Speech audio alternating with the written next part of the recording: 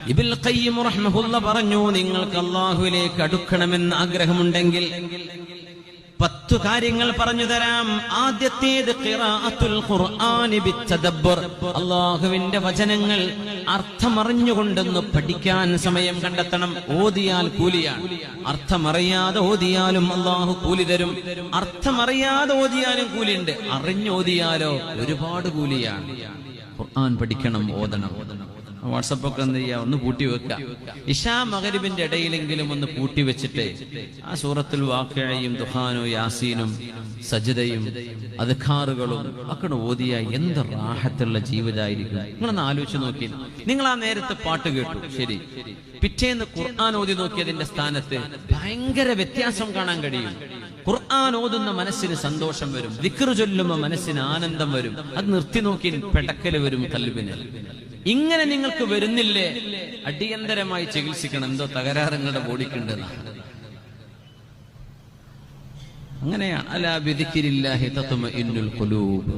മനസ്സിന്റെ സമാധാനം അല്ലാഹുവിനെ ഓർക്കുന്നത് കൊണ്ട് മാത്രമാണ്. അലാ ബിദിക്രില്ലാഹ്. രണ്ടാമത് പറഞ്ഞു, നിങ്ങൾ അല്ലാഹുവിന് വേണ്ടി സുന്നത്ത് നിസ്കാരങ്ങൾ ചെയ്യണേ. ഫർള് മാത്രം പോരാ, സുന്നത്ത് നിസ്കരിക്കണം. ഫർളൊക്കെ റെഡി ആയിട്ടുണ്ട് കഴിഞ്ഞ റമദാനിന് ശേഷം, അല്ലെങ്കിൽ മുമ്പത്തെ റമദാൻ. ഇനി ഒന്നുകൂടെ ഒന്ന് ചെയ്യണ്ടേ, കുറച്ചൊന്ന് മുന്നോട്ട് പോവാ. ളുഹറിന്റെ മുമ്പ് ഒരു 2 റക്അത്ത് സുന്നത്തെങ്കിലും കഴിഞ്ഞിട്ടൊരു 2 അല്ലെങ്കിൽ 4. 2 മതി ഉസ്താദേ, 4 പാവൂല. ആയിക്കോട്ടെ, തുടങ്ങിക്കോളൂ. മഗ്രിബിന്റെ ശേഷം 2 റക്അത്ത് സുന്നത്ത്, ഇശാഇന്റെ ശേഷം 2, സുബ്ഹി നിസ്കാരത്തിന്റെ മുമ്പ് 2 റക്അത്ത് സുന്നത്ത്. നബി തങ്ങൾ പറഞ്ഞു, റക്അത്താൽ ഫജ്രി, സുബ്ഹി നിസ്കാരത്തിന്റെ മുമ്പുള്ള 2 റക്അത്ത് സുന്നത്ത് ഖൈറും മിനദ് ദുനിയാ വമാ ഫീഹാ. ഈ ലോകത്തെ എല്ലാ ബാങ്കുകളിൽ കിടക്കുന്ന പൈസയും നിങ്ങളുടെ കൈകളിൽ വന്നു എന്ന് വിചാരിക്കുക. എല്ലാ മുതലാളിമാരുടെയും കൈകളിലുള്ള സമ്പത്ത് നിങ്ങളുടെ കൈകളിൽ വന്നു എന്ന് വിചാരിക്കുക. അതിനേക്കാളൊക്കെ ഖൈറാൻ സുബ്ഹിന്റെ മുമ്പുള്ള 2 റക്അത്ത് നിസ്കാരം. അത് നമുക്ക് അർത്ഥം തിരിയില്ല. അല്ലാഹുവിന്റെ റസൂല് പറഞ്ഞ വാക്കാണത് സ്വല്ലല്ലാഹു അലൈഹി വസല്ലം. സുന്നത്തിന് അത്ര സ്ഥാനമുണ്ടെങ്കിൽ സുബ്ഹി നിസ്കാരത്തിന്റെ സ്ഥാനം എത്രയാണ് എന്നാണ് മഹാന്മാർ പറയാ. സുബ്ഹിന്റെ സുന്നത്തിന്റെ സ്ഥാനം ഇത്രയാണ്, അപ്പൊ ഫർളിന്റെ സ്ഥാനം എത്രയാണ്? ഗൈറ്റൻ അങ്ങനെ ഉണ്ട്. പിന്നെ ഉള്ളിൽ ചെന്ന പോരെന്തായിരിക്കും എന്ന് ചിന്തിക്കുന്ന പോലെ സുബ്ഹിയുടെ സുന്നത്തിന്റെ സ്ഥാനം ഇതാണ്. സുന്നത്ത് നിസ്കാരങ്ങൾ വർദ്ധിപ്പിക്കണേ. മൂന്നാമത്തേത്, അല്ലാഹുവിനെ കുറിച്ചുള്ള ദിക്ർ വേണം, നാവിൽ ദിക്ർ വേണം. ലാ ഇലാഹ ഇല്ലല്ലാഹ്. ചെറുപ്പക്കാരൊക്കെ പ്രത്യേകിച്ച് ഇന്നത്തെ കാലം അങ്ങനെയാണ്. എപ്പോഴാണ് മരണത്തിനൊരു കാരണമില്ലെന്നാണ് എല്ലാ ഡോക്ടർമാരും ബുദ്ധിജീവികളും പറയും. പ്രത്യേക കാരണമൊന്നും വേണ്ട മരിക്കാൻ. ഒരു കാരണമില്ലാണ്ട് മരിക്കും, ഒരു കാരണമില്ലാണ്ട് മരിക്കുന്നു. ഒക്കെ ഓക്കെയാണ്. ആള് മരിച്ചു, എന്ത് ചെയ്യാൻ പറ്റും? നാവ് കൊണ്ട് ദിക്ർ ചൊല്ല. സുബ്ഹാനല്ലാഹ്, സുബ്ഹാനല്ലാഹി വൽഹംദുലില്ലാഹി വലാ ഇലാഹ ഇല്ലല്ലാഹു വല്ലാഹു അക്ബർ വലാ ഹൗല വലാ ഖുവത ഇല്ലാ ബില്ലാഹിൽ അലിയിൽ അദീം. ഇത് അല്ലാഹുവിന്റെ അർശിന്റെ താഴെ നിന്നും കിട്ടിയ നിധിയാണ്.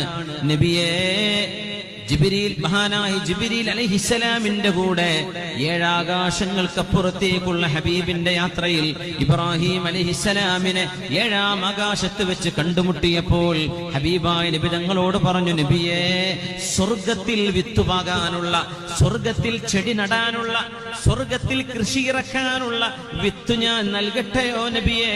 അങ്ങയുടെ ഉമ്മത്തികളോട് പറയണം, സ്വർഗത്തിൽ നിങ്ങൾ കൃഷി ചെയ്യണം. സ്വർഗത്തിലേക്കുള്ള വിത്തുകളാണ് സുബ്ഹാനല്ലാഹി വൽഹംദുലില്ലാഹി വലാ ഇലാഹ ഇല്ലല്ലാഹു വല്ലാഹു അക്ബർ വലാ ഹൗല വലാ ഖുവത ഇല്ലാ ബില്ലാഹിൽ അലിയിൽ അദീം. 5 കലിമാത്തിൻ, 5 കലിമത്തുകളാണെന്ന്. സുബ്ഹാനല്ലാഹ്, അൽഹംദുലില്ലാഹ്, അല്ലാഹു അക്ബർ, സുബ്ഹാനല്ലാഹി, അൽഹംദുലില്ലാഹി, വലാ ഇലാഹ ഇല്ലല്ലാഹ്, വല്ലാഹു അക്ബർ. 4 വലാ ഹൗല വലാ ഖുവത ഇല്ലാ ബില്ലാഹിൽ അലിയിൽ അദീം. 5 എന്ന് ചൊല്ലി നോക്കി, വലിയ റാഹത്തുണ്ടാവും, വലിയ ആശ്വാസം ഉണ്ടാവും, മനസ്സിന് ഭയങ്കര ശക്തി വരും.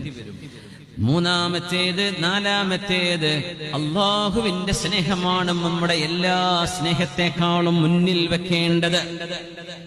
5 അല്ലാഹുവിന്റെ അസ്മാഉൽ ഹുസ്ന നമ്മൾ ഓതണം, പഠിക്കണം. അല്ലാഹുവിന്റെ 99 ഇസ്മുകൾ നമ്മൾ പഠിക്കണം.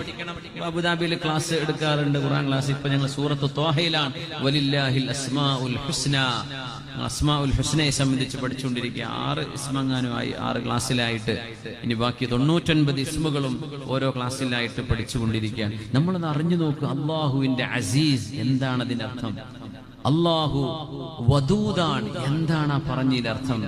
അല്ലാഹു മാലിക്കുൽ മുൽഖാൻ, അതിന്റെയൊക്കെ വിശദീകരണങ്ങൾ അറിഞ്ഞാൽ നമുക്ക് അല്ലാഹുവിനെ ശരിക്കും മനസ്സിലാവും. അസ്മാഉൽ ഹുസ്ന ഇതറിയില്ലേ? ഒന്ന് ചൊല്ലെങ്കിലും ചെയ്യാം. ഒരു മിനിറ്റ് മതി അല്ലാഹുവിന്റെ അസ്മാഉൽ ഹുസ്ന മുഴുവൻ ചൊല്ലാൻ. ചെറിയ ആപ്പുകളൊക്കെ ഉണ്ട്. അസ്മാഉൽ ഹുസ്ന എന്ന് അടിച്ചു നോക്കി നമ്മുടെ ആൻഡ്രോയിഡിലും ആപ്പിളിലൊക്കെ കിട്ടും. എന്ത് അസ്മാഉൽ ഹുസ്നയുടെ ആപ്പുകളുണ്ട്. തുറന്നു നോക്കുക. രാവിലെ സുബ്ഹി നിസ്കാരം കഴിഞ്ഞ് സൂര്യോദയത്തിന്റെ മുമ്പായിട്ട് ഒരു തവണ അള്ളാഹുവിന്റെ ഇസ്മകൾ ചൊല്ലി നോക്കി. മുഴുവൻ ഭയങ്കര പവറാണ്. അത് നമുക്ക് ശക്തിയാണ്, നമുക്ക് ഈമാനിന്റെ വെളിച്ചം. 1 മിനിറ്റ് വേണ്ട ഈ 99 ഇസ്മ ചൊല്ലാൻ. 2 മിനിറ്റിന്റെ താഴെ എന്തായാലും അത്രയും വരും. കുറച്ച് പതുക്കെ ചൊല്ലിയാൽ തന്നെ. അള്ളാഹു നമുക്കൊക്കെ തൗഫീഖ് ചെയ്യട്ടെ. എല്ലാ സംവിധാനം കയ്യിലുണ്ട്, എന്നാലും ചെയ്യൂല എന്ന് പറഞ്ഞാൽ എന്താ പിന്നെ ചെയ്യുക? അള്ളാഹു നമുക്ക് ഇത്രയൊക്കെ സൗകര്യം ചെയ്തു തന്നു, ഇനിയും നമ്മൾ ചെയ്യില്ല എന്ന് പറഞ്ഞാൽ. 6-ാമത്തേത് അള്ളാഹുവിന്റെ അനുഗ്രഹങ്ങൾ നമ്മൾ എപ്പോഴും കണ്ണുകൊണ്ട് കാണുകയും നാവുകൊണ്ട് അതിന് ശുക്ർ പറയുകയും ചെയ്യുക. അപ്പോഴേ നമ്മൾ അള്ളാഹുവിനെ സ്നേഹിക്കുന്നുള്ളൂ, അള്ളാഹുലേക്ക് അടുക്കാൻ കഴിയും. എന്ത് കാണുമ്പോൾ അൽഹംദുലില്ലാ, അള്ളാഹു ചെയ്ത നിഅമത്ത് കൊണ്ട് എനിക്കൊരു ബൈക്കുണ്ട്, എനിക്കൊരു വാഹനമുണ്ട്. അള്ളാഹു തന്ന നിഅമത്ത് കൊണ്ട് ഞാനൊരു കാറ് വാങ്ങിച്ചിട്ടുണ്ട്.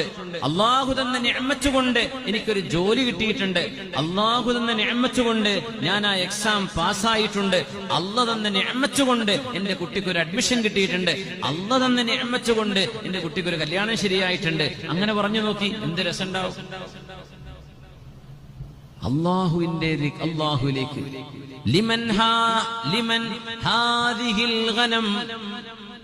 അറാബിയോട് ചോദിച്ചു, അറാബി, നിങ്ങൾ മേയാൻ കൊണ്ടുപോകുന്ന ഈ ആട്ടിൻകൂട്ടം ആരുടേതാണ്? ആരുടേതാണ് ഈ ആട്ടിൻകൂട്ടം? അറാബി ഖാല ലില്ലാഹി ഫീ യദി, ഇത് അല്ലാഹുവിന്റേതാണ്, പക്ഷെ എന്റെ കയ്യിലാണെന്ന് മാത്രം. അതാണ് മറുപടി. ലില്ലാഹി ഫീ യദി. മൊബൈൽ ഫോൺ ആരുതാന്ന് ചോദിച്ചാൽ അള്ളാഹിന്റെ തപ്പന്റെ കയ്യിലാണ് എന്നൊന്നും പറയണ്ട, അങ്ങ് മനസ്സിൽ കണ്ടാ മതി. പറഞ്ഞാ പിന്നെ ആൾക്കാർക്ക് അത് ഉൾക്കൊള്ളാൻ കഴിഞ്ഞില്ലെങ്കിലേ ഭ്രാന്തനാന്ന് പറയും. അങ്ങനെ വേണ്ട. അൽ മുഅ്മിനു ലാ യുദില്ലു നഫ്സഹു, ഒരു മുഅ്മിൻ സ്വയം അപമാനിതനാവരുത്. എന്തേ? ഇതൊക്കെ അള്ളാന്റെതാണ്, അപ്പന്റെ കയ്യിൽ തന്നതാണ്, ഇപ്പൊ എന്റെ കയ്യിൽ ഏൽപ്പിച്ചതാ. എന്തൊക്കെ അവൻ ചെയ്തു കൂട്ടുമെന്ന് നോക്കാൻ. ലില്ലാഹി ഫീ, അല്ലാഹുവിന്റെ നിഅമത്തുകളെ കാണുകയും അതിന് ശുക്ർ ചെയ്യുകയും ചെയ്യണേ. ഇല്ലായ്മയും വല്ലായ്മയും പറഞ്ഞ് പരാതി പറയാതെ അല്ലാഹു തന്ന നിഅമത്തുകൾക്ക് അൽഹംദുലില്ലാഹ് ഇത് പറഞ്ഞു യാ അല്ലാഹ്. 7-ാമത്തേത് അള്ളാഹുവിന്റെ മുമ്പിൽ മനസ്സുകൊണ്ട് നമ്മൾ ചെറുതാവണം. അള്ളാഹുവിന്റെ മുന്നിൽ ഞാൻ ഒന്നുമല്ല എന്ന് മനസ്സുകൊണ്ട് തോന്നണം. 8, ഒരിടത്തെങ്കിലും ഒറ്റക്ക് പോയിരുന്നിട്ട് ഒന്ന് കരയണം, അള്ളാഹുവിനെ ഓർത്തൊന്ന് കരയണം. ഇത് ഓരോന്നും സൈക്കോളജി പഠിക്കുന്ന ആളുകൾക്ക് മനസ്സിലാവും. അല്ലാമ ഇബ്നുൽ ഖയ്യിം തങ്ങൾ പറഞ്ഞ ഈ വാക്കിന്റെ മഹാത്മ്യം ഇതൊക്കെ ഭയങ്കര സംഭവമാണ്. ഒരു മനുഷ്യന്റെ പേഴ്സണാലിറ്റി ഡെവലപ്മെന്റിൽ വലിയ കാര്യങ്ങൾ ചെയ്യും ഇത്. ഒറ്റക്കിരുന്ന് ഒരു റിഫ്ലക്ഷൻ, ഒറ്റക്കിരുന്ന് കരയണം. അള്ളാഹുവിന്റെ മുമ്പിൽ നിന്നുകൊണ്ട് ഞാനൊന്നുമല്ലെന്ന ബോധ്യത്തോടുകൂടെ ദുആ ഇറക്കണം. 9-ാമത്തേത് സജ്ജനങ്ങളുടെ കൂടെ ഇരിക്കണം. ഈ ഇരുത്തം അങ്ങനെയായി അള്ളാഹു സ്വീകരിക്കട്ടെ. 10-ാമത്തേത് നമ്മുടെ ഹൃദയത്തിനും അള്ളാഹുവിനും ഇടയിൽ തടസ്സമാകുന്നതെല്ലാം നീക്കിക്കളയണം. നിസ്കാരത്തിനോ ഖുർആൻ ഓതാനോ നമ്മുടെ മൊബൈൽ ഫോണുകൾ തടസ്സമാണെങ്കിൽ അത് മാറ്റിവെക്കണം. അവിടെ അള്ളാഹുവിനെ ദിക്ർ ചൊല്ലാൻ, അള്ളാഹുവിനെ ഓർത്ത് ജീവിക്കാൻ നമ്മുടെ ഏതെങ്കിലും ശുഗലുകൾ നമുക്ക് തടസ്സമാണെങ്കിൽ അവയെ മാറ്റി നിർത്താൻ കഴിയണം.